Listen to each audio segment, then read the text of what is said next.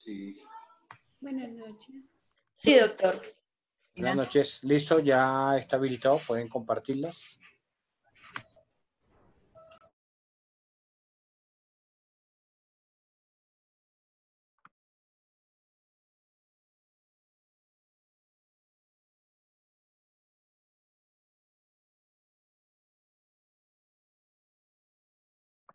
Bueno, muy buenas noches para todos.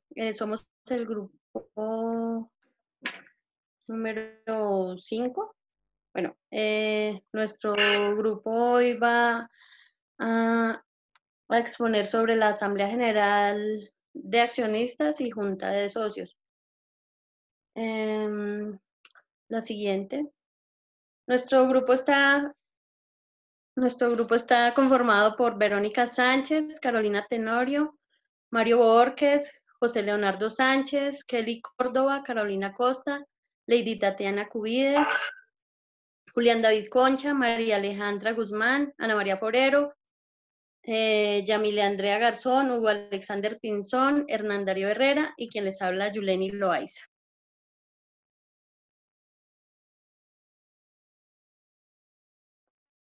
Bueno, vamos a hablar de, como ya les había dicho, de la Asamblea de Socios.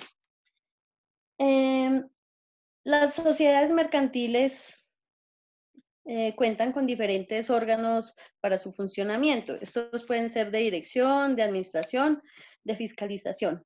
En fin, el máximo órgano de una empresa o de una sociedad mercantil es la Asamblea General de Accionistas o Junta de Socios. Este órgano soberano es en el cual, como su nombre lo indica, los accionistas o los socios se reúnen cada año para evaluar la situación de la sociedad, designar administradores y determinar las directrices a seguir.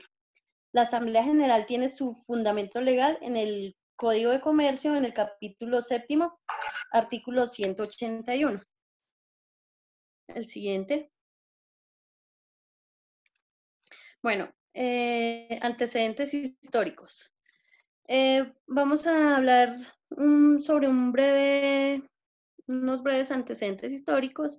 Pues hay un referente histórico para las sociedades mercantiles que es muy importante, que nace en Europa. Se dice que fue la primera verdadera compañía mercantil, la primera multinacional, la que fue la primera también en publicar sus cuentas y en vender sus acciones en la bolsa. Esta es la Compañía Holandesa de Indias Orientales, que nació en 1602, o sea, duró 2 siglos funcionando, fue muy importante, sentó varios precedentes para la historia mercantil y pues fue tan importante y tan poderosa que llegó a estar valorada en lo que hoy vendría a ser 7.9 trillones de dólares. ¿Qué pasa con esta empresa o con esta compañía? Que aún cuando vemos que había esta organización tan importante, no se tienen referentes ni siquiera en esta ni en las otras compañías similares como la Británica de Indias Orientales o en la de Compañía del Norte, de que hubiera un concepto de junta de socios o de asamblea de accionistas como se conoce hoy en día. ¿Qué se hacía en esa época? Lo que se hacía era que casi que el poder o el dominio lo eran los jerarcas, los monarcas, los reyes, y prácticamente ellos eran los que tomaban las decisiones y simplemente pues los socios lo que hacían era aprobar lo que ya se había dicho por el rey. No tenían como muchas opciones para votar. Luego, a finales ya del siglo XIX, se constituye, como lo conocemos hoy, la Junta General como órgano soberano de las sociedades, en las que participaban todos los accionistas en virtud de una regla que era una acción, un voto. En este periodo se consagra lo que es conocido como el de la regulación normativa, el estatus de accionistas, en el cual el derecho del voto aparece como un derecho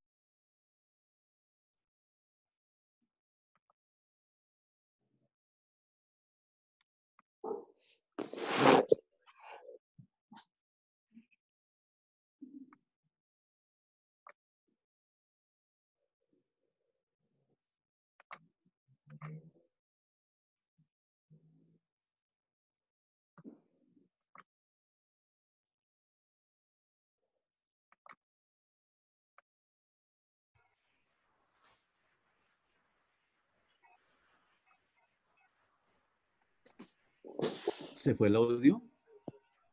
Creo que sí. No se escucha. ¿Me escucharon? No se escucha nada. No se escucha nada. Bueno, les decía que Quedaste en el voto, que aparece como un derecho de, ahí quedaste. bueno, la regla de una acción por un voto se consagra en este periodo, que es conocido como el de la regulación normativa, el estatus de accionistas, y en el cual el derecho del voto aparece como un derecho esencial. Entonces, listo, ahora seguimos con el tema de la convocatoria. Buenas noches, compañeros. Mi nombre es Tatiana Cuyes. A mí me correspondió el tema de convocatoria.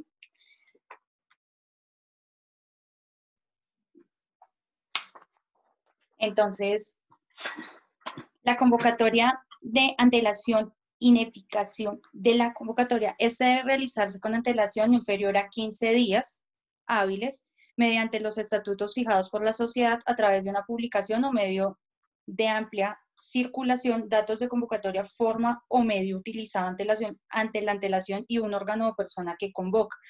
La convocatoria debe efectuarse con sujeción estricta o lo pactado en los estatutos sociales o en su defecto en la ley. Compañera, la que sigue.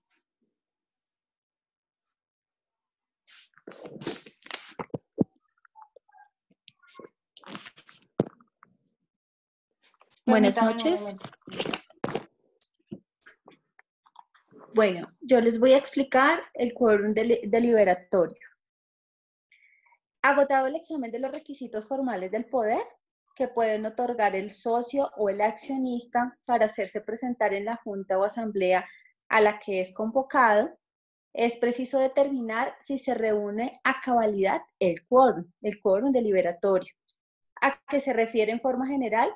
El artículo 186 y por remisión expresa de este es el artículo 427 y el 429 del Código de Comercio, que deben consultarse según los términos de los artículos 68 y 69 de la Ley 222 de 1995, que se derogaron y se modificaron. Este artículo 186 hace referencia a las reuniones que se realizarán en el lugar del domicilio social con sujeción a lo prescrito en las leyes y en los estatutos en cuanto a convocación y el quórum. En relación con el quórum deliberatorio, el artículo 68 de la Ley 222 de 1995, aquí se establece que la asamblea deliberará con un número plural de socios, que represente por lo menos la mitad más una de las acciones suscritas, salvo que en los estatutos se pacte un quórum inferior. En este igual sentido, debe tenerse en cuenta que el artículo 69 de la ley en mención, de la ley 222, al referirse a las reuniones de segunda convocatoria, este artículo menciona las reuniones de la segunda convocatoria, consagra un quórum deliberatorio específico y allí se afirma que si se convoca a la asamblea y esta no se lleva a cabo por falta de quórum, se citará a una nueva reunión que sesionará y decidirá válidamente con un número plural de socios, cualquiera que sea la cantidad de las acciones que esté representada. La nueva reunión deberá efectuarse no antes de los 10 días ni después de los 30, contados desde la fecha fijada para la primera reunión. Una vez está verificado este quórum deliberatorio, la asamblea o junta iniciarán las deliberaciones encaminadas a la adopción de las decisiones que le corresponde según el elemento objetivo explicado, aprobando o negando los diversos temas que son los diversos temas pues que son susceptibles de estudio por parte de ella. Siguiente, compañeros. Bueno, el quórum decisorio. El quórum decisorio está entendido como el número mayoritario de votos necesarios para adoptar una decisión en la asamblea o junta. El inciso 2 del artículo 68 de la Ley 222 de 1995 establece que, con excepción de las mayorías decisorias señaladas en los artículos 155, 420, numeral 5 y 455 del Código de Comercio, las decisiones se tomarán por mayoría de votos de los presentes. En los estatutos de la sociedad que no negocien sus acciones en el mercado público de valores, podrá pactarse un quórum diferente o mayorías superiores a las indicadas. Es así que debe entenderse que, salvo las excepciones que la misma norma contempla, cualquier otra decisión se entenderá aprobada cuando en su favor se obtenga un número de votos que represente la mayoría de los socios presentes en la asamblea o junta, que conoce igualmente con el nombre de mayoría ordinaria. El quórum decisorio se hace extremo fácil de conseguir cuando se trata de reuniones de segunda convocatoria y en las calificadas por derecho propio, ya que al tenor del artículo 69 de la Ley 222 de 1995, en las reuniones mencionadas se sesionará y decidirá válidamente un número plural de socios, cualquiera sea la cantidad de acciones que esté representada, advirtiendo que para las sociedades que negocien sus acciones en el mercado público, los valores en las reuniones de segunda convocatoria, la asamblea sesionará y decidirá válidamente con uno o varios socios, cualquiera que sea el número de las acciones representadas. Siguiente.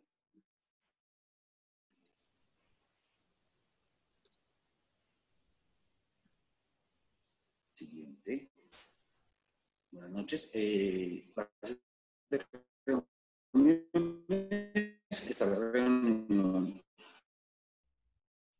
Hay interferencia. No se escucha nada. En el artículo 181 del Código de Comercio, donde relaciona que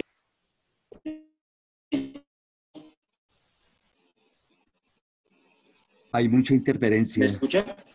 Hay mucha interferencia. No, no se escuchó, está en recortado. Otra vez.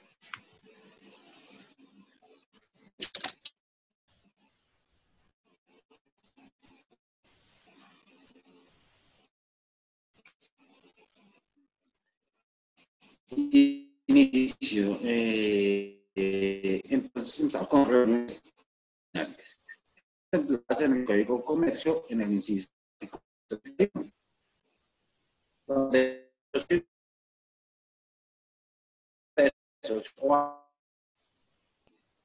discúlpeme, ¿están escuchando? Creo que otro del grupo lea porque se escucha muy mal. No se escucha, compañero. Si quieres te apoyo con esta partecita. Bueno, lo que el compañero nos quiere indicar, nos quiere socializar ahorita en la exposición, son las clases de reuniones. Encontramos dos clases de reuniones, las ordinarias y las extraordinarias. Las ordinarias, en primer orden, son las que convoca el representante legal de la sociedad y que por obligación debe convocarla una vez al año. Generalmente no, por orden, por norma, se establece que esta convocatoria se debe efectuar durante los 3 primeros meses del año. Es así como, por ejemplo, como bien lo decía el profesor la vez pasada, en las copropiedades se convoca siempre a la asamblea en los 3 primeros meses del año. Y de otro lado encontramos las reuniones extraordinarias, que pueden ser en cualquier momento del año y se convocan específicamente para temas puntuales. Ejemplo, convocatoria para nombrar o cambiar el revisor fiscal, convocatoria extraordinaria para nombrar un nuevo representante legal, entre otras. ¿Listo? Ya Víctor nos va a hablar, entonces ya. Gracias, María. ¿Confirmas dónde quedaste, María? Reuniones no presenciales. Ok, reuniones no presenciales. Estas están contemplados en el artículo 19 y 20 de la ley 222 del 1995, donde relaciona que las actas correspondientes deberán elaborarse y asentarse en el libro respectivo dentro de los 30 días siguientes a la fecha que se concluye el acuerdo. Tiene los siguientes requisitos. No es indispensable la convocatoria siempre y cuando participe la totalidad de los socios. Debe utilizarse un medio susceptible de prueba y la comunicación debe ser simultánea sucesiva. Es de notar que las SAS se podrán realizar reuniones por comunicación simultánea sucesiva y por consentimiento escrito. Siguiente. Reuniones presenciales. Por eso. Siguiente diapositiva. La Junta de Socios o la Asamblea se reunirá válidamente cualquier día y en cualquier lugar sin previa convocación, cuando se hallare representada la totalidad de los socios.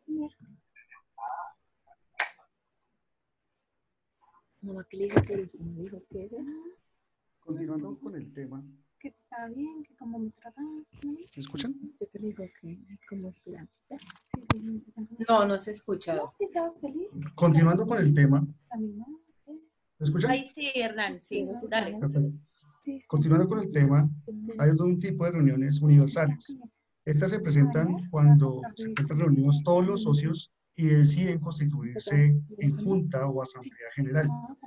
Estas se caracterizan porque no requieren convocatoria, pueden realizarse cualquier día y se pueden efectuar en cualquier sitio dentro o fuera del domicilio social, en el país o en el exterior.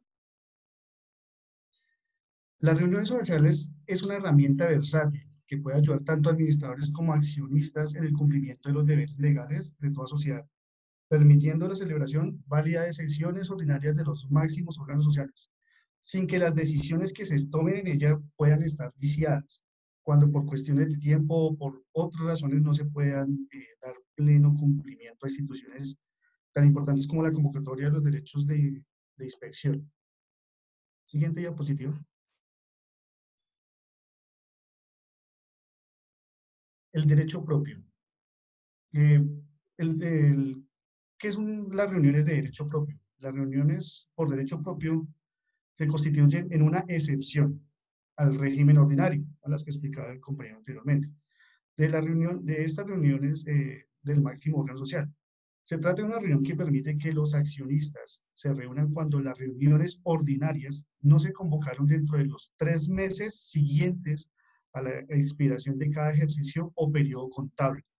Al no haber esto, al no convocar este tipo de reuniones en tiempo establecido, este tipo de reuniones de derecho propio que se encuentran reguladas en el artículo 422 del Código de Comercio deberán realizarse el primer día hábil del mes de abril a las 10 de la mañana en la oficina de domicilio principal donde funciona la administración de la sociedad.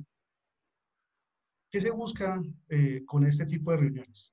Proteger los derechos de los asociados y sobre todo su derecho a reunirse como mínimo una vez al año para ejercer los derechos económicos y legales que se desprenden de su calidad de asociado, con miras a lograr dicha protección. El legislador estableció que el día y la hora en el lugar para realizar esta reunión, donde obviamente con el fin de que cualquier asociado tenga la certeza del momento y el lugar en donde se llevará a cabo la reunión y poder acudir hacia así lo requiere. Siguiente.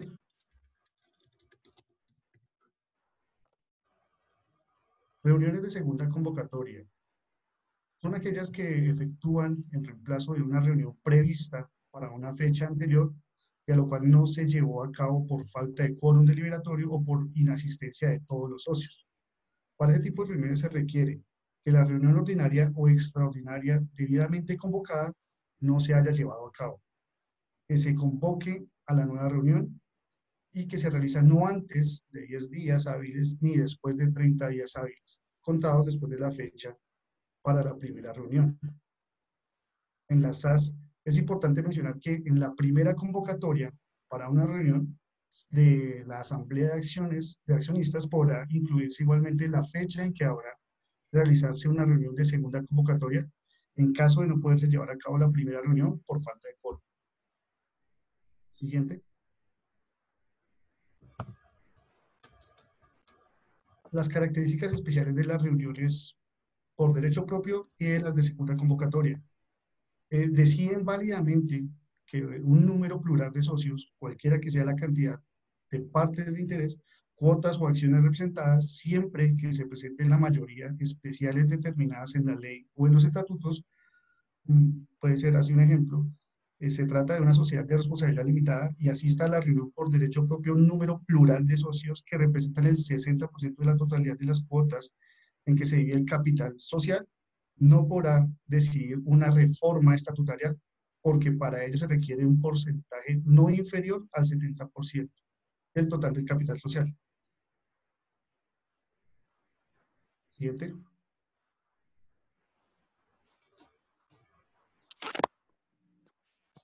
La ineficiencia se encuentra en el artículo 186 y en el artículo 13 de la ley 22, de la ley 222 del 95.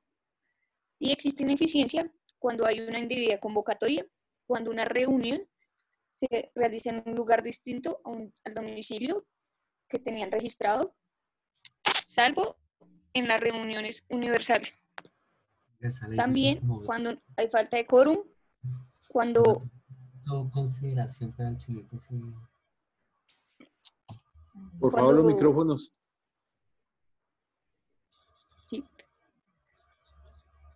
Cuando hay una comunicación, no es sucesiva o simultánea, esto solo aplica en las reuniones que no son presenciales. La invalidez la encontramos en el artículo 190 del Código Civil, donde nos habla de la extralimitación del objeto social o el elemento objetivo del órgano. Esta también está en la indebida conformación de la mayoría de la decisoria. Esto viene siendo el quórum decisorio cuando no llegan a una conformidad. Se escucha y un la poco inamovibilidad. ¿Sí me escuchan bien? Sí te escucho, Bueno. Y la inamovibilidad, que esto viene siendo como una ineficiencia establecida. Esto solo se da cuando las decisiones adoptadas por la Asamblea o por la Junta de Socios no se den en carácter general. Siguiente.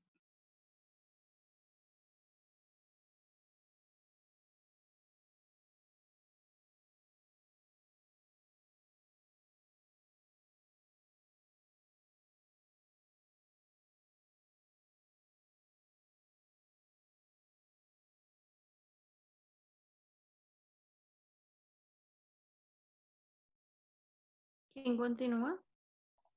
Yo, qué pena es que no había podido conectar. Bueno, como tal, la naturaleza jurídica de la asamblea es que sea un órgano colegiado. Entonces, eso lo entendemos, es que tiene que tener una pluralidad de asociados para que rija y todas las decisiones que vienen dentro de la asamblea van a ser de carácter imperativas y vinculatorias. Entonces, todas las sociedades mercantiles deben hacer un mínimo, como mínimo una reunión. Qué pena.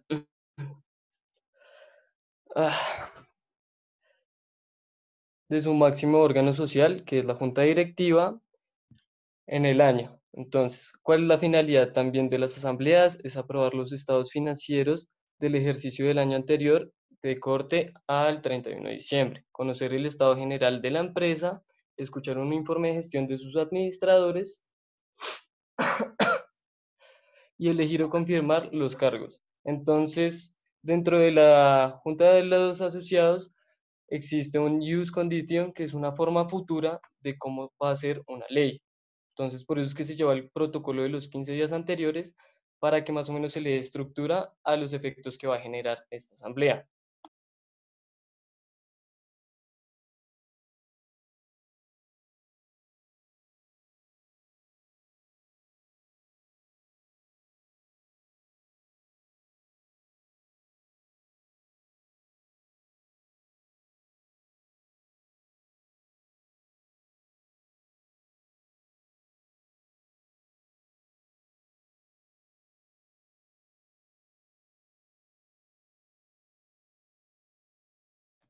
No se escucha.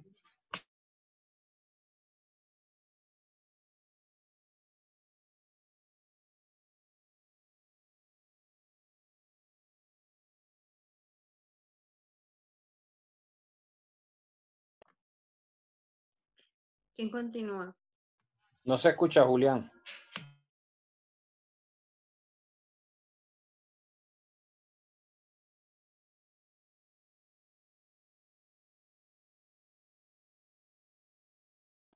Qué pena, profe, es que estoy un poquito enfermo. Entonces, como tal, la convocatoria... Ah,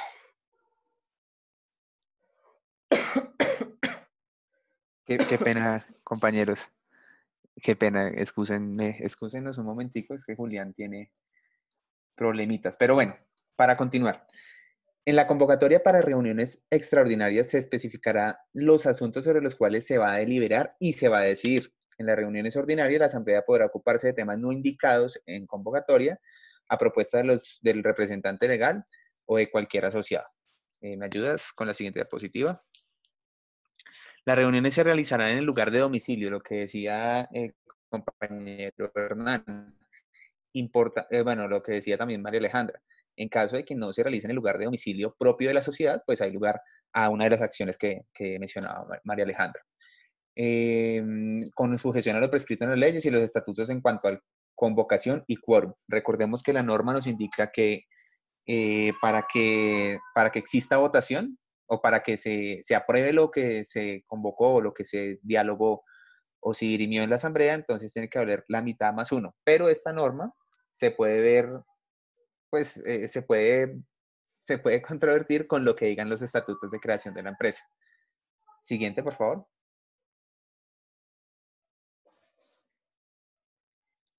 Y la finalidad de la convocatoria es notificar a cada uno de los asociados o accionistas para que tengan el derecho pues, de ejercer su derecho al voto y que puedan controvertir lo que se exponga en esta asamblea o en esta junta de socios. Siguiente.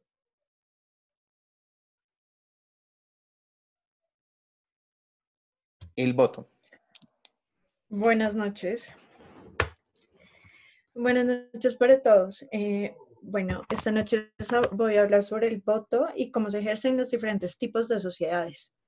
Para iniciar, quiero hablar de que el voto viene del latín votum y es la manifestación o forma de expresión de la única decisión del accionista frente a un determinado acto o proposición. En el artículo 379 del Código de Comercio se prevé que cada acción conferida a su propietario el derecho a participar y votar en las deliberaciones de la Asamblea General de Accionistas. Siguiente, porfa.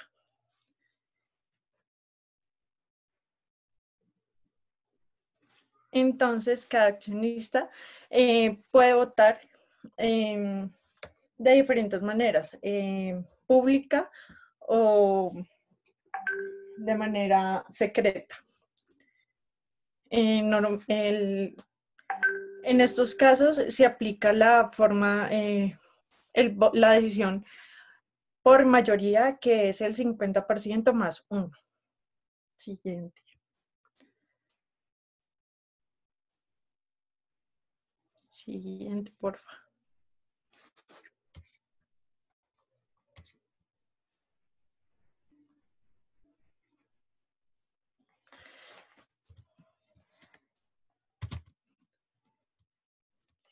Cada accionista debe votar con todas sus acciones en un mismo sentido. Sin embargo, en las SAS existe el voto singular múltiple y fraccionado. Los accionistas en los estatutos podrán expresar los derechos de votación para cada clase de acción, con indicación expresa sobre la singularidad o pluralidad si a ello hubiere lugar. Cuando se trate de la elección de juntas directivas o de otros cuerpos colegiados, los accionistas podrán fraccionar su voto, siempre que los estatutos lo consignen y lo desarrollen. De no ser así, se deberá acudir al sistema de cociente electoral y, por ende, el voto no podrá ser fraccionado. El artículo 302 del Código de Comercio dispone que las reuniones de la Junta de Socios y Decisiones de la misma se sujetarán a lo previsto en el contrato social. A falta de estipulación expresa, podrán deliberarse con la mayoría numérica de los asociados, cualquiera que sea su aporte, y podrán adoptarse las decisiones con el voto de no menos de la misma mayoría, salvo las reformas del contrato que requieran un voto unánime de los socios. Siguiente. En la sociedad colectiva, cada socio tendrá derecho a un voto. En la parte en las transferencias de partes de intereses, el ingreso de nuevos socios requerirá el voto unánime de los socios o de sus delegados, si no se dispone otra cosa en los estatutos. La enajenación de la totalidad o la mayoría o de la mayor parte de los activos sociales requerirá el voto unánime de los socios o de sus delegados, si no dispone otra cosa en los estatutos. Requerirá el voto unánime de los socios o de sus delegados si se dispone otra cosa en los estatutos o otras decisiones. Todas las demás decisiones que se aprobarán por mayoría numérica de los asociados, salvo estipulación en contrario. En la sociedad en comandita simple, cada gestor tendrá un voto de las decisiones de la Junta de Socios. Los votos de los comentarios se computarán conforme el número de cuotas sociales que cada uno posea. Las decisiones relativas a la administración solamente podrán tomarlas los gestores en la forma prevista de los estatutos. Y las reformas estatutarias se aprobarán por unanimidad de los socios colectivos y por mayoría absoluta de los votos de los comanditarios y deberán reducirse a escritura pública.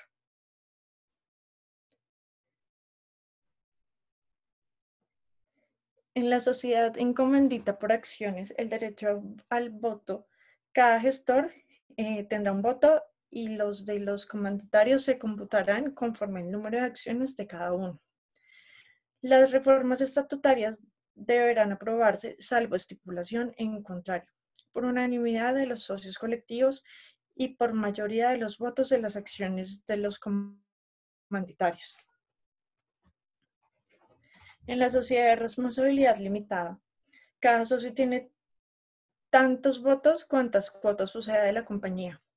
Las decisiones de la Junta de Socios se tomarán por un número plural de socios que representan mayoría absoluta de las cuotas en las que se haya dividido el capital, salvo que en los estatutos se estipule una mayoría superior. Se requiere el voto favorable de un número plural de socios que represente por lo menos el 70% de las cuotas en las que se haya el dividendo capital social en las reformas estatutarias.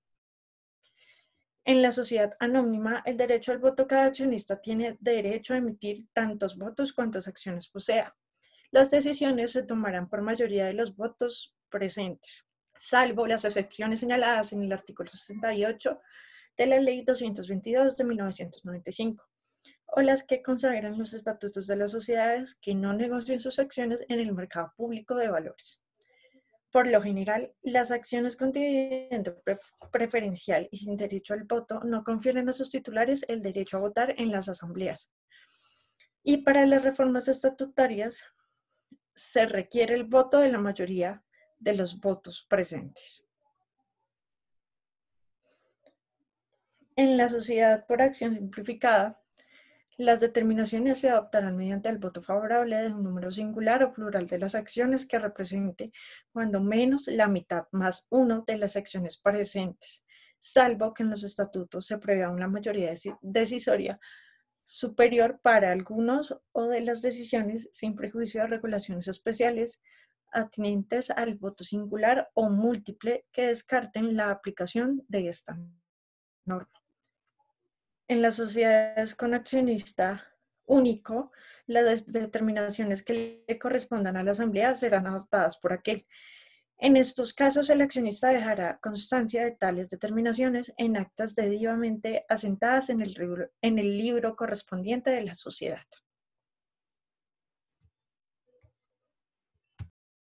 Bueno, ok. Continuando, chicos, con la exposición, ya hasta aquí vimos todo el contenido teórico de lo que se debe efectuar en las reuniones, llámese reuniones de asamblea de accionistas, junta de socios, ya sea ordinaria o extraordinaria. Sin embargo, es muy importante que toda esa teoría la aterricemos muy bien en cómo se elabora un acta. Entonces, ¿dónde se va a llevar el registro físico de cada una de las decisiones que toma la asamblea de accionistas o que toma la junta de socios? Es por eso que, haciendo uso de la página de la Cámara de Comercio de Bogotá, que es un privado que presta funciones públicas, encontramos que tiene una herramienta que le facilita a los empresarios, a los representantes legales, el diligenciamiento de estas actas. Siguiente, por favor. Bueno, perdón, antes, quedémonos acá, devuélvete.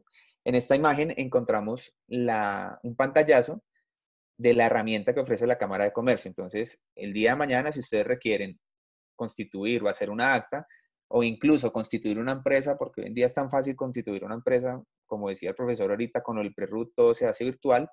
Entonces van a la página de la Cámara de Comercio y van a encontrar acá en el link de trámites y consultas, van a encontrar todo lo referente, llámese a la constitución de una empresa, que lo puedes hacer virtual. Ahí se ve en el link que dice constitución virtual de SAS, o revisión virtual de actas. Entonces, siguiente, por favor. Nosotros vamos a ingresar insisto, este tópico que estamos viendo es para hacer las actas de reuniones. Vamos a ingresar por ese de revisión virtual de actas y la página de la Cámara de Comercio nos va a facilitar todo y nos va a decir qué tipo de sociedad tienes. Entonces, si es un establecimiento de comercio, nos ingresamos por establecimiento de comercio. Si es una sociedad limitada, por ahí. Sociedad anónima, SAS, comandita por acciones, constitución de sociedad por acciones simplificadas y sociedades comanditas simples. Siguiente. En este caso, hemos optado, queremos explicarles, compañeros, el contenido. Recapitulemos. Todo lo que les acaba de decir mis compañeros, importantísimo, todo tiene que quedar citado en el cuerpo de un acta y que debe ser radicada ante la Cámara de Comercio. ¿Qué debe contener el acta? Entonces, como primera medida, importantísimo, datos de la sociedad. ¿Cuáles son los datos de la sociedad? El nombre de la sociedad, ya previamente registrada, el número de identificación tributaria, pero también es muy importante el número del consecutivo del acta.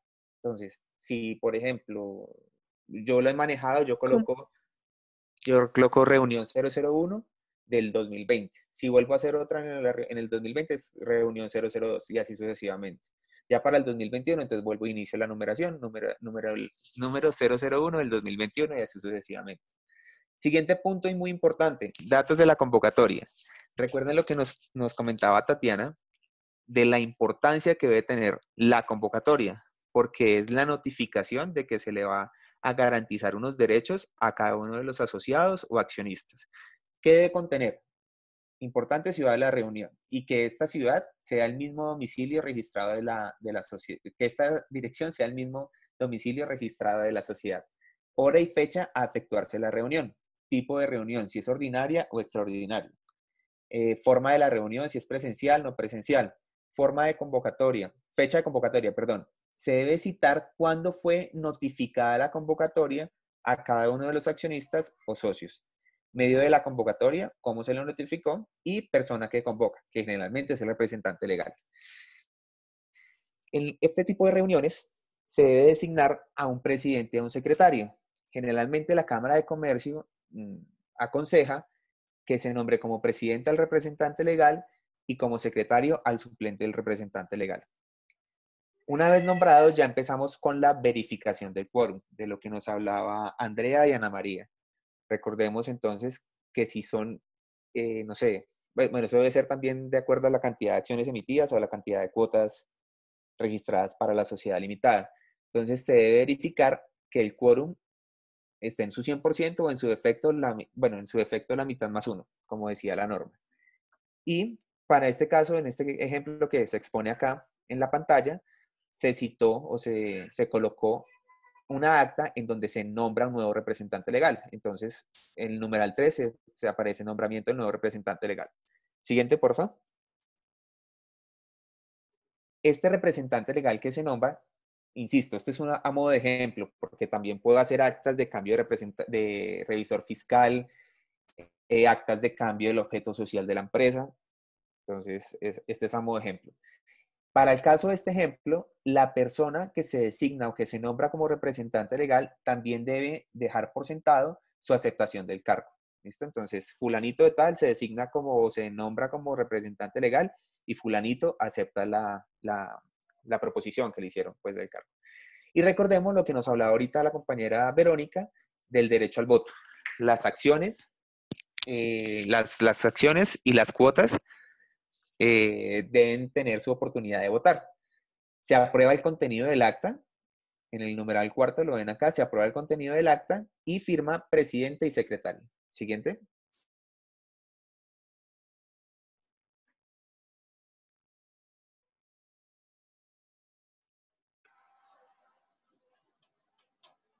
Buenas noches, compañeros. Yo voy a hablar de las inscripciones de reuniones en el libro de actas y acciones en el artículo 195 del Código de Comercio.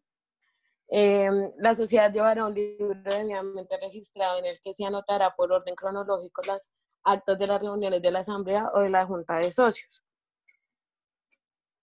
Este numeral lo que nos quiere decir es que cualquier acto o reunión es indispensable que se registre en la Cámara de Comercio. Cada cambio genera un costo asociado. Entonces, pues yo recomiendo por experiencia propia que, por ejemplo, a medidas de nuevos nombramientos, es mejor solo nombrar representante legal y no suplente, ya que genera mayor impuesto de registro y mayor pago de trámites ante la Cámara de Comercio.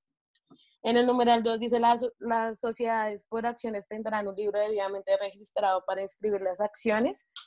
En él anotarán también los títulos expedidos con indicaciones de su número y fecha de inscripción, la enajenación o traspaso de acciones, embargos y demandas judiciales que se relacionen con ellas, las prendas y demandas, gravámenes o limitaciones de dominio si fueran nominativas. Las acciones son un título o valor y por ser un título o valor es indispensable la inscripción en la Cámara. Estas acciones se pueden vender, traspasar y caben en ellas embargos y demandas.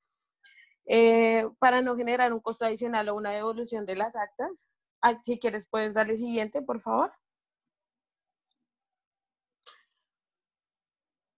Sí, entonces, como les decía, para no generar un costo adicional o una devolución de las actas, en la Cámara de Comercio hay una opción de revisar, de revisión de ellas, que es la siguiente. Entonces, ingresan a trámites, revisión de acta, y ahí la adjuntarían, como para que no tener ningún inconveniente.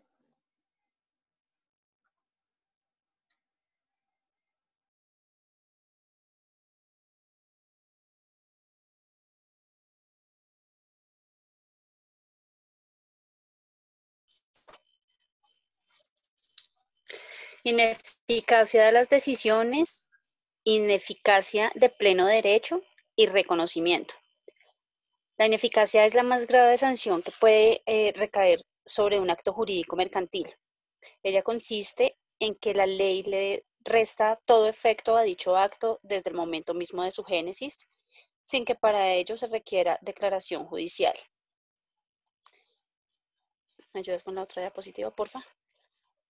La doctrina y la jurisprudencia han reiterado que las decisiones ineficaces, en la medida en que no producen efectos sin necesidad de declaración judicial, no requieren ser impugnadas, puesto que la sanción opera de manera automática por el Ministerio de la Ley.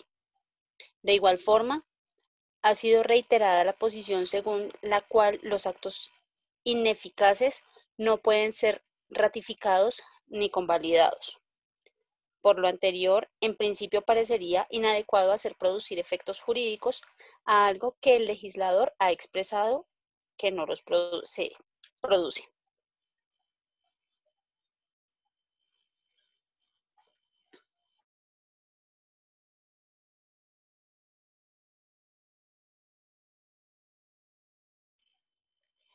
Nulidad de las decisiones, impugnación, término para impugnar, competencia y suspensión provisional de la decisión, inoponibilidad de las decisiones de carácter particular. La ineficacia es una sanción legal que opera por disposición de la ley y únicamente para las situaciones expresamente establecidas en ella, según el artículo 190 del Código de Comercio, que nos indica que las decisiones tomadas en una reunión celebrada en contravención a lo escrito en el artículo 186 serán ineficaces. Las que se adoptan sin el número de votos previsto en los estatutos o en las leyes o excediendo los límites de control social serán absolutamente nulas, y las que no contengan carácter general conforme a lo previsto en el artículo 188 serán inoponibles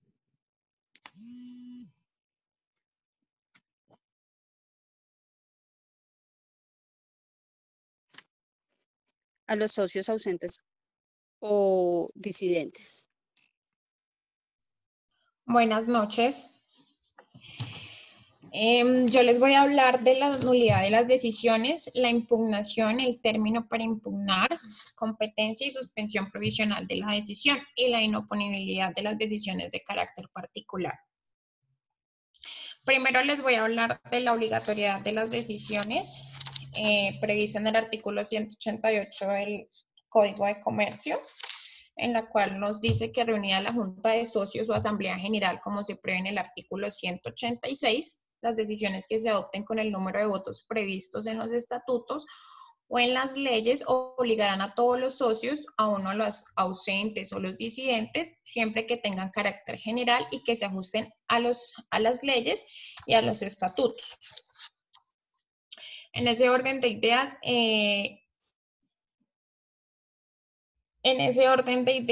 les hablaré de la nulidad de las decisiones. Entonces, las decisiones tomadas en una reunión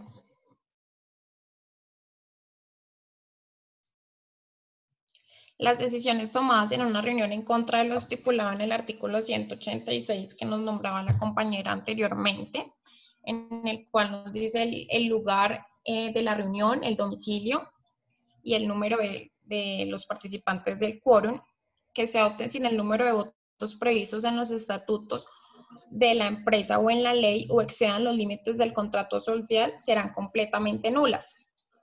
Entonces, toda decisión que se tome en la asamblea de accionistas o en la junta de socios debe tener un número determinado de accionistas o de socios asistentes, un quórum para poder deliberar y otro para poder decidir. Entonces, violar ese quórum que establece el Código de Comercio o violar los estatutos daría lugar pues que las decisiones fueran ineficaces, como lo dice el artículo 897 del Código de Comercio. En ese caso aplicaría la ineficacia de pleno derecho, que es cuando dice textualmente: cuando en este código se exprese que un acto no produce efectos, se entenderá que es ineficaz de pleno derecho sin necesidad de declaración judicial. ¿Colaboras con la siguiente? Ok. Entonces, ¿quiénes pueden impugnar? Pueden impugnar los administradores, los revisores fiscales, los socios ausentes o disidentes, siempre y cuando pues los anteriores hayan estado ausentes en dicha reunión irregular o se hayan opuesto en la misma a la irregularidad que se iba a cometer. El artículo 191 del Código de Comercio nos habla que quienes podrán impugnar y que lo podrán hacer, podrán impugnar las decisiones de la asamblea o de la junta de socios cuando no se ajusten a las prescripciones legales, o sea, a las prescripciones de la ley o a los estatutos de la empresa. ¿Cuánto tiempo se tiene para impugnar una decisión irregular? Entonces, debe impugnarse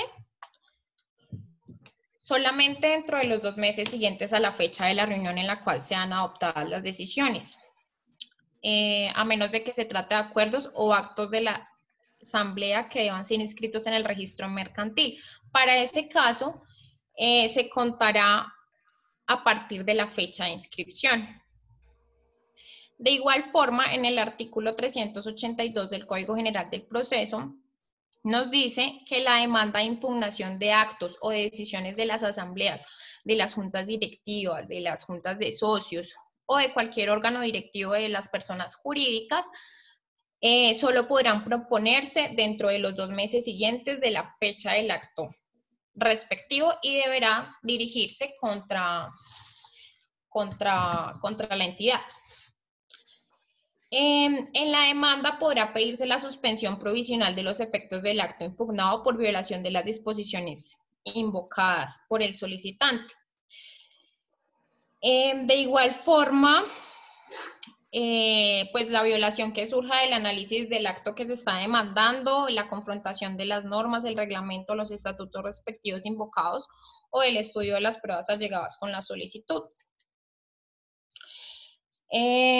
Bueno. ¿Me colaboras con la siguiente? La pregunta, habías dicho anteriormente que el tiempo de la impugnación son 2 meses. ¿Son 2 meses? ¿Me comentabas? Sí. Perfecto, gracias, doctora. Vale. Bueno, de igual forma, el artículo 137 de la Ley 446 de 1998 nos dice que la impugnación de actos o decisiones de la Asamblea General de Accionistas o la Junta de Socios podrán tramitarse mediante el proceso verbal sumario ante la superintendencia. Entonces, ¿ante quién presentamos dicha impugnación? Esta impugnación se presenta ante el juez civil para todo tipo de sociedades, excepto para las sociedades por acción simplificada, SAS. Porque para estas sociedades en particular, pues la ley establece que los conflictos se someterán a decisión arbitral o amigable componedor, si así se pacta en los estatutos. De lo contrario, se deberá hacer ante la Superintendencia de Sociedades. El procedimiento de acción para impugnación está en el artículo 194 del Código de Comercio, pero este ya está derogado. Entonces ahí en el Código de Comercio dice textualmente que como consecuencia de la derogación del artículo 194 del Código, la cláusula compromisoria es válida para someter a la justicia arbitral las acciones de impugnación contra actos de asambleas, juntas de socios y juntas directivas. Entonces, aquí está la ley 1258 de 2008, resolución de conflictos. Entonces dice, las diferencias que ocurran a los accionistas entre sí o con la sociedad o con sus administradores en desarrollo del contrato social o del acto unilateral, incluida la impugnación de determinaciones de asamblea o junta directiva con fundamento en cualquiera de las causas legales, podrán someterse a la decisión arbitral o amigable componedor, lo mismo que decía yo anteriormente.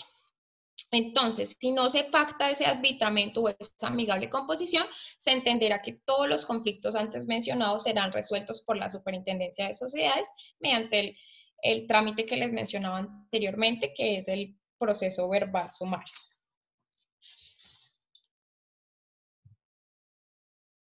Bueno, entonces, subsanación. Voy a leerles. No. Normalmente no se puede hacer, Entonces, ¿qué dice? Dice que lo que se debe hacer es una nueva reunión con los quórums mínimos legales o estatutarios para deliberar. Y que se inicie una nueva reunión con los quórums mínimos decisorios y se vuelva a discutir y a votar las propuestas. Entonces, de esa manera, el acta que va a contener las decisiones que se quieren hacer valer no será el acta anterior donde no habían los quórums legales o reglamentarios, sino que estarán contenidos en una nueva acta de esta última reunión donde se inició la nueva deliberación. Entonces, partiendo de esa idea, partiendo de la base de la voluntad de las partes para tomar pues las decisiones, y estas a su vez pues diseñan y ejecutan pues las antecesoras. Entonces, el mecanismo más adecuado en esta circunstancia sería pues no subsanar, sino convocar al órgano social previo cumplimiento de todas las formalidades legales y estatutarias pertinentes, en orden de pues, adoptar en forma regular lo que se debe adoptar. Entonces, ya para concluir, les voy a leer el artículo 190 como para hacer una aclaración de la ineficacia, de la nulidad y de la inoponibilidad. Entonces ahí nos dice que las decisiones tomadas en una reunión celebrada en controversia de lo prescrito en el artículo 186 serán ineficaces, que es decir, las reuniones que se realizan en el lugar de domicilio, bueno, todo lo que nombra el artículo 186, esas son ineficaces. Las que se adopten sin el número de votos previstos de los estatutos, leyes o excediendo los límites del contrato social serán absolutamente nulas. Esas son las que son nulas.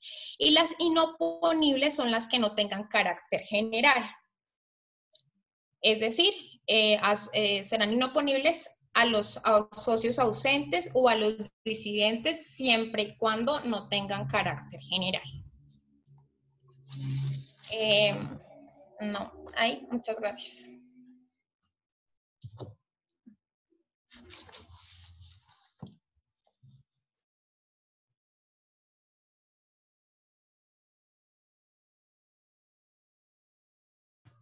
Bueno, ¿ya terminaron? Sí, doctor. Perdón, profe. ¿Hay alguna pregunta? Un momento, que le hace falta. Una partecita breve, una parte breve que tengo yo. Buenas noches, José Leo Sánchez, mi nombre. Voy a mencionar brevemente otros mecanismos para la toma de decisiones. Artículo 20 de la Ley 222 de 1995, perdón. Serán válidas las decisiones del máximo órgano social o de la junta directiva cuando los socios o miembros expresen el voto. Se tendrá en cuenta el cómputo de las cuotas, las acciones de cada integrante. Si los socios o miembros expresan su voto en documentos separados, estos deberán recibirse en un término máximo de un mes contado a partir de la primera comunicación recibida. El representante legal tiene la obligación de informarle a cada uno de los socios el resultado de las votaciones dentro de los 5 días hábiles siguientes al recibo de la última comunicación recibida por él.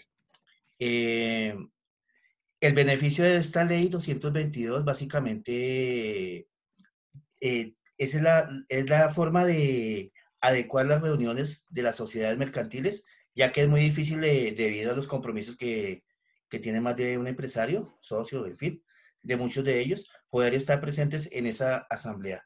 Se pretende que así se logre la opinión del 100% de sus asociados y que cada voto cuente con una constancia en el registro. Esto se da más que todo en las asambleas ordinarias cerradas, pero también se puede manejar en las abiertas, anónimas, limitadas, etc. Gracias. Doctor, otra partecita que para concluir que quería agregar sobre la intervención de la Superintendencia de Sociedades, que tiene 3 formas de intervenir en el tema de las asambleas. Bueno, una es la Superintendencia de Sociedades puede convocar u ordenar reuniones extraordinarias. 2, puede enviar delegados, y 3, tiene facultades sancionatorias. ¿Qué quiere decir esto? quiere decir que si pasados los 3 meses, pasados los 3 meses, o bueno, en los tiempos que tiene previsto la ley o en los estatutos no se ha realizado la reunión oportunamente, en cualquier sociedad no vigilada por la Superintendencia Financiera, a solicitud de cualquier administrador o de uno o varios asociados, pueden que representen por lo menos el 10% del capital suscrito o social. Para tal fin, en el escrito correspondiente se presentará personalmente por los interesados, deberá indicarse el hecho bajo juramento que se tendrá prestado con la firma del mencionado escrito. Esto está regulado por el Código del Comercio en el artículo 423.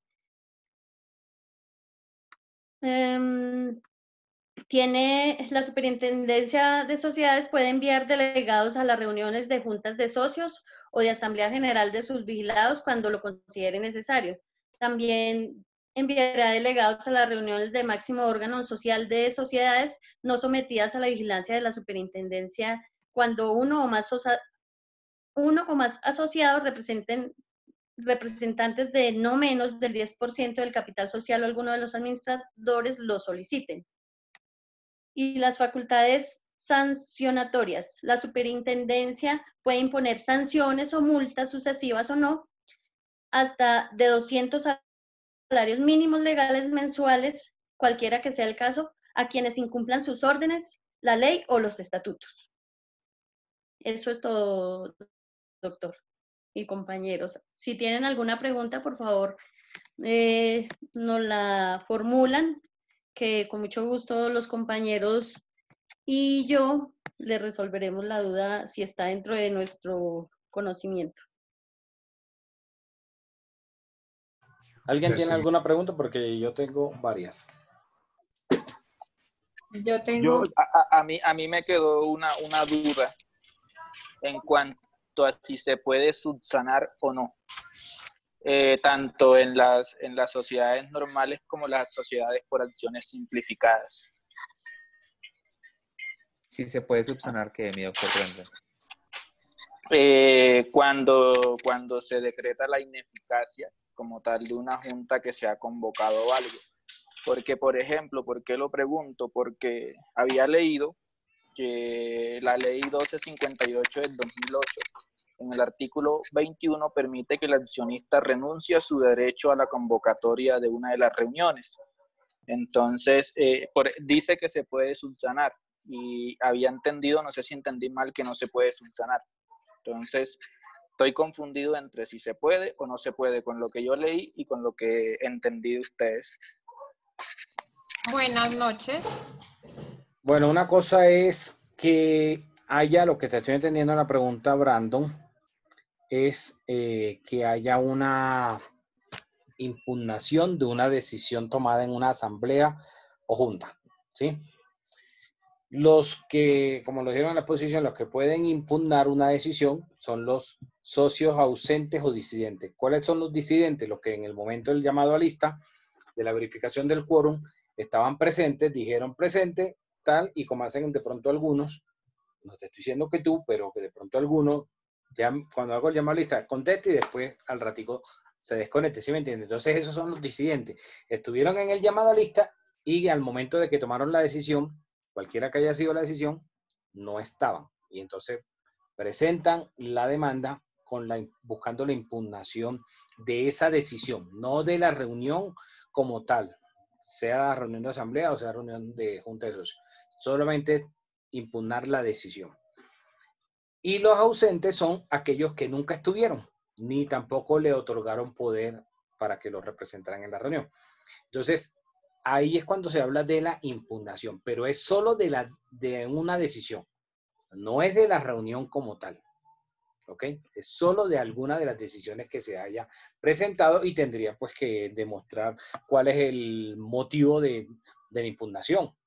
Alguien que haya estado presente en la reunión al momento de ser sometido a votación, haya, digamos, votado en contra y ganó como las reglas democráticas, le ganó la mayoría, entonces la mayoría votó a favor de esa propuesta.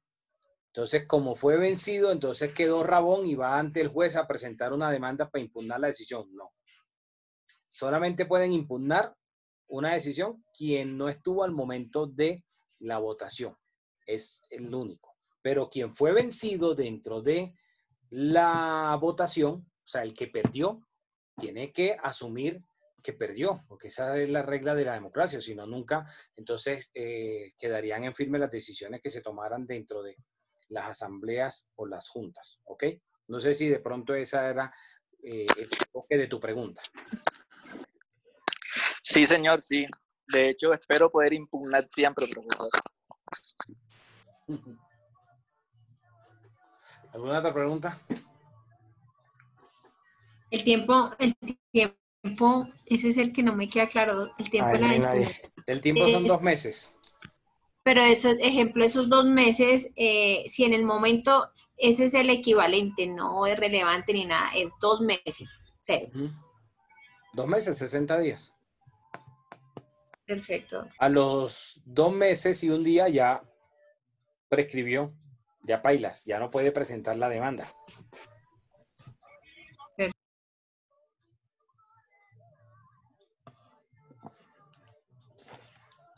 ¿Alguna otra pregunta?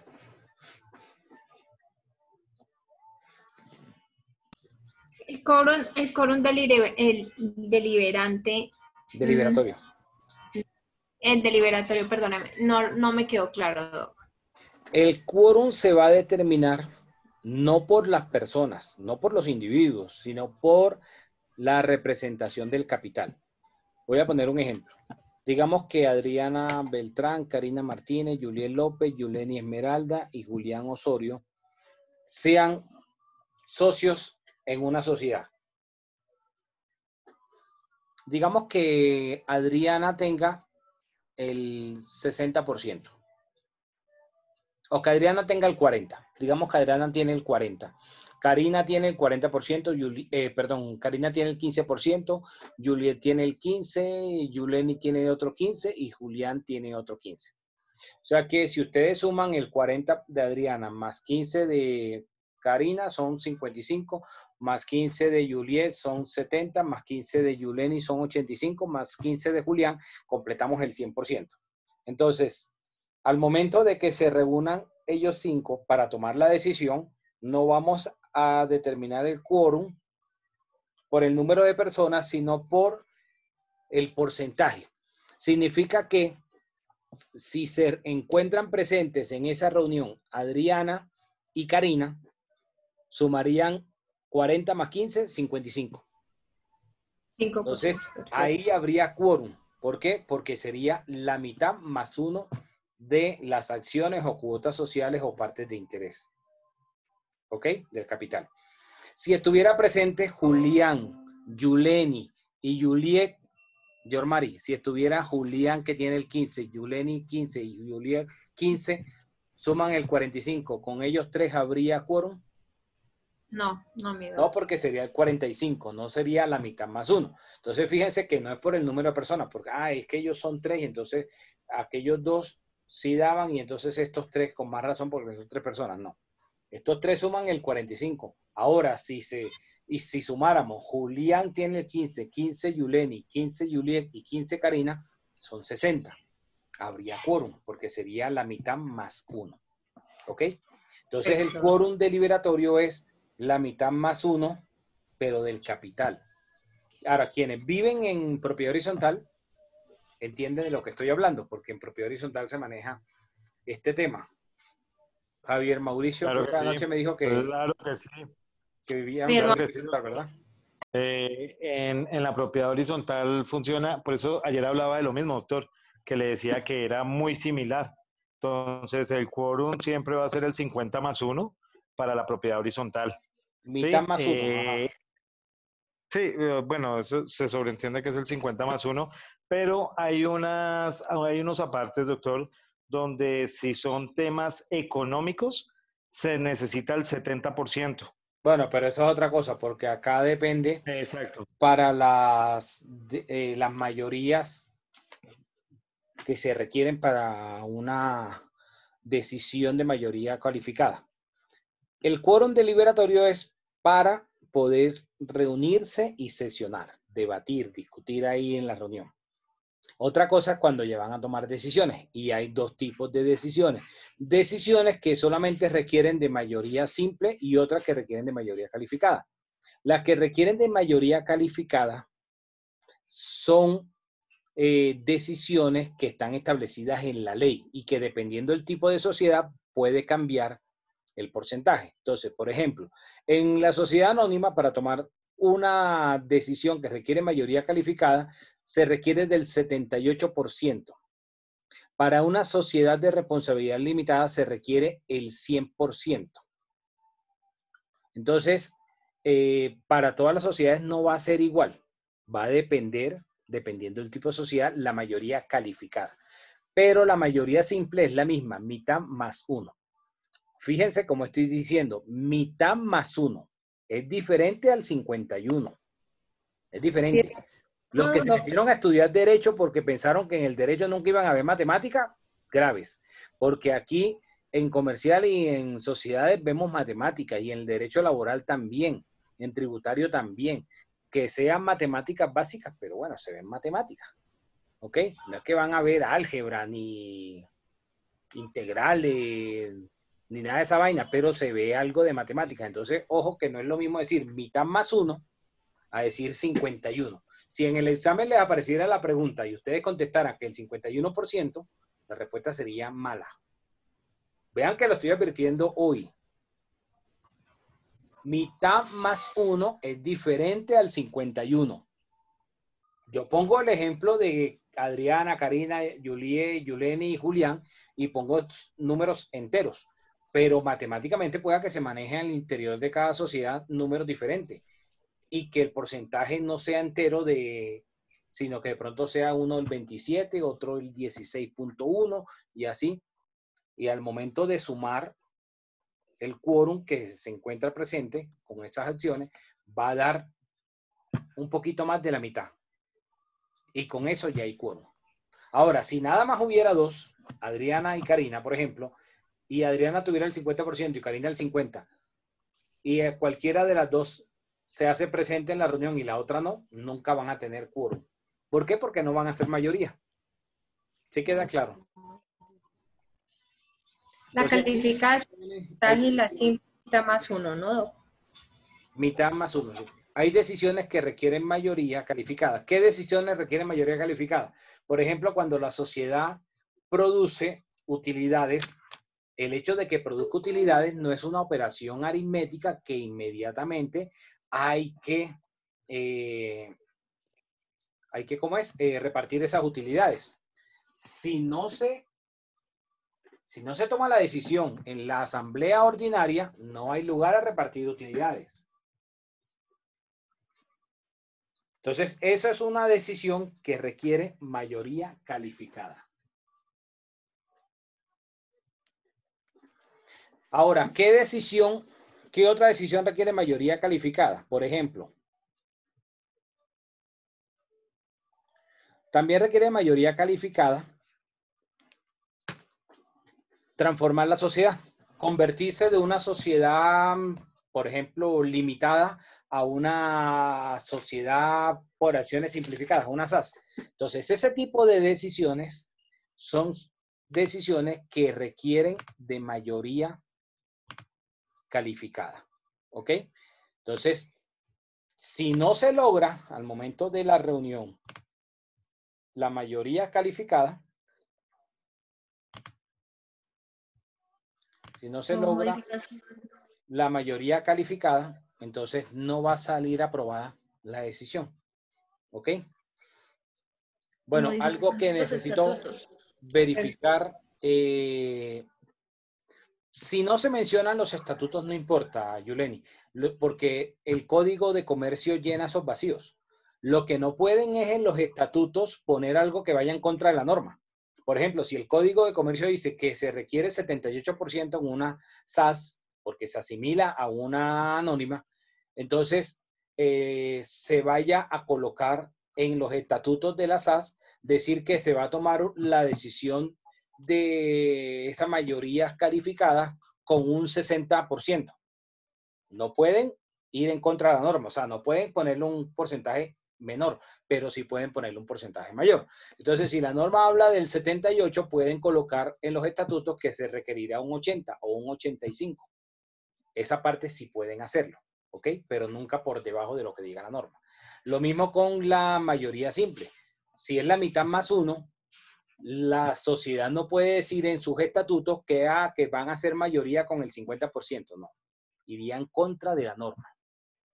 Eso se entendería como no pactado.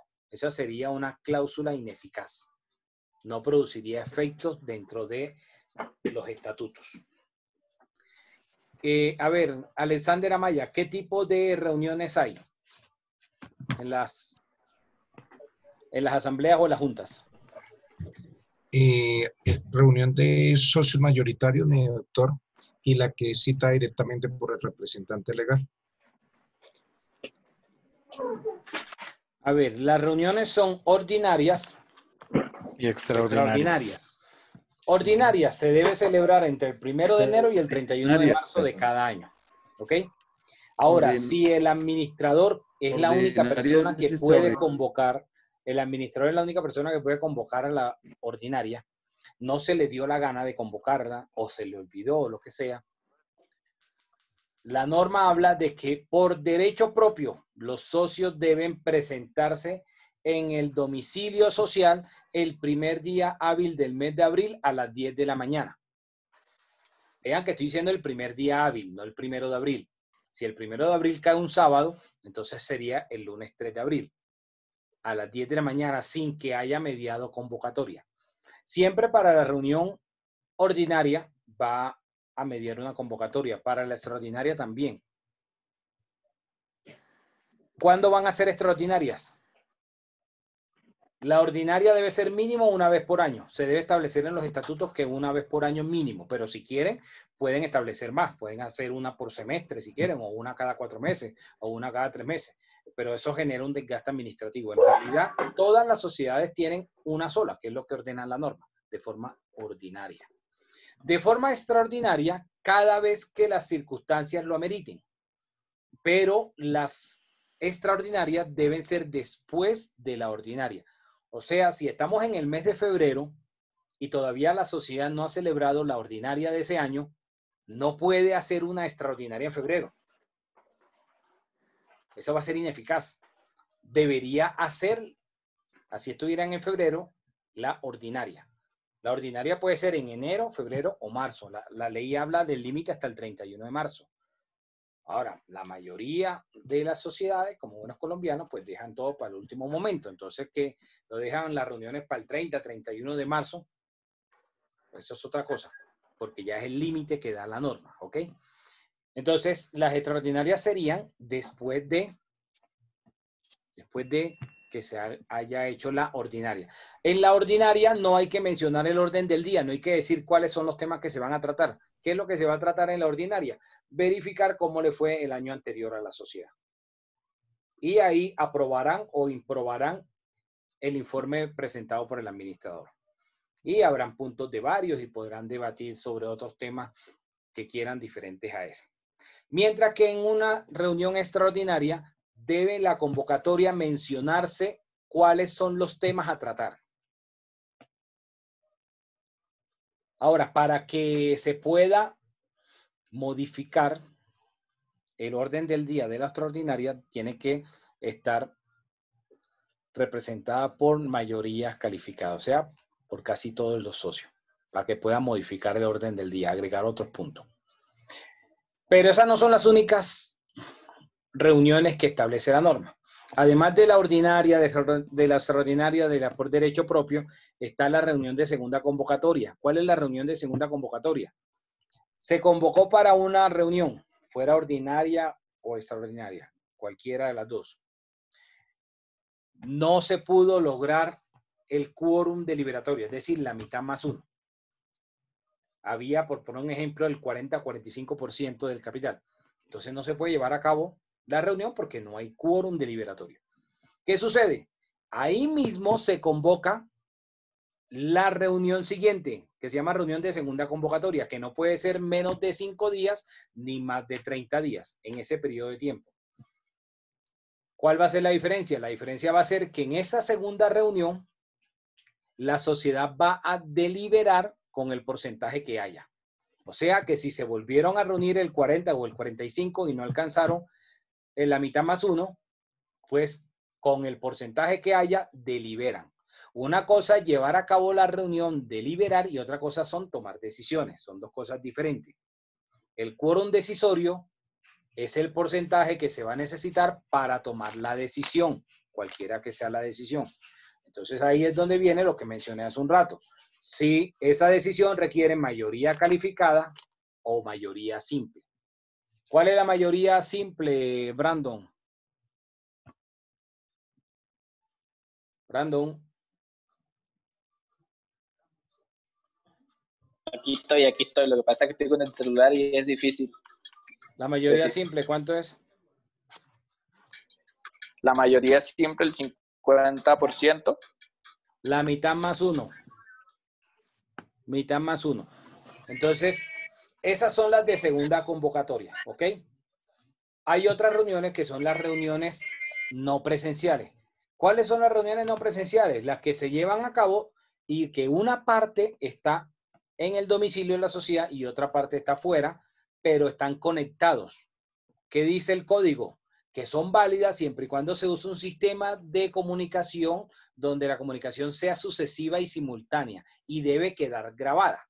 O sea, lo que estamos viviendo hoy, de que utilizar Zoom, Skype, Microsoft Teams, Hangout, cualquiera de esas plataformas. Desde el año 71 ya el legislador fue visionario y dijo que los comerciantes, cuando fueran a hacer sus reuniones, las sociedades podían utilizar cualquier medio donde quedara la grabación. Lo importante es que haya comunicación sucesiva, es decir, que el uno habló y el otro, no es que el uno le habló y el otro contestó a las 3 horas o al día siguiente, no. Entonces, esas son las no presenciales. Y las otras son las reuniones universales.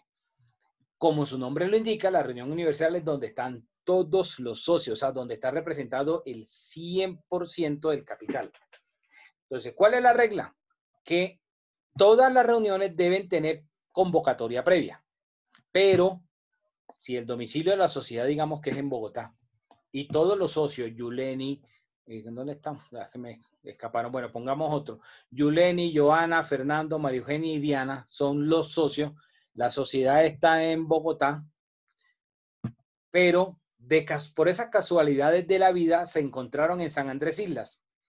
Entonces, al calor de unos cócteles, se reunieron y tomaron unas decisiones. Esa es una reunión universal y esa reunión es válida.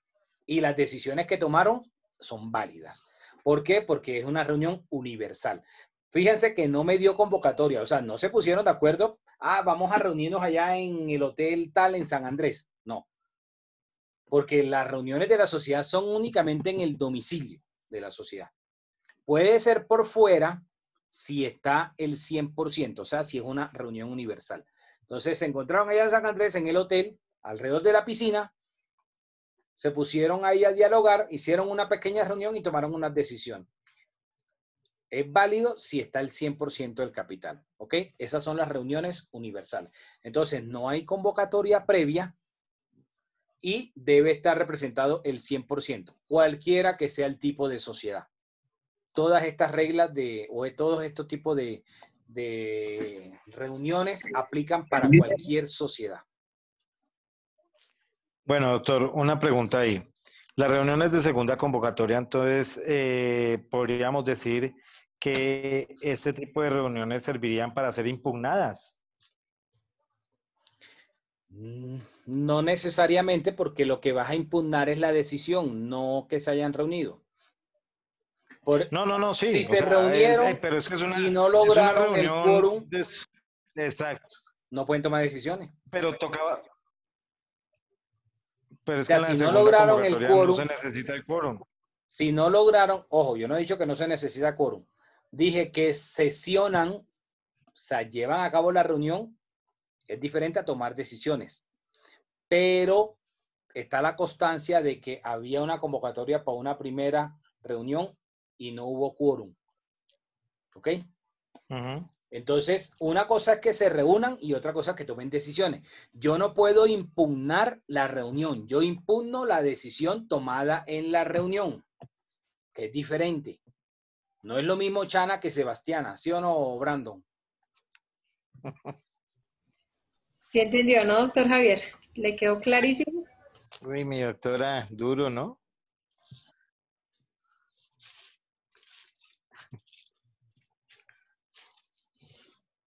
Sí, señora, aquí estoy. ¿Sí o no? Que no es lo mismo Chana que Sebastiana.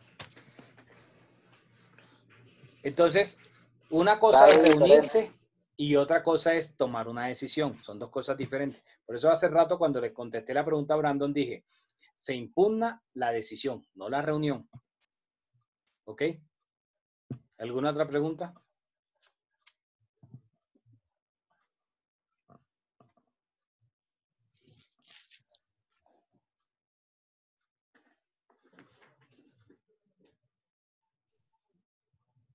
No hay más preguntas. Claro. Señor.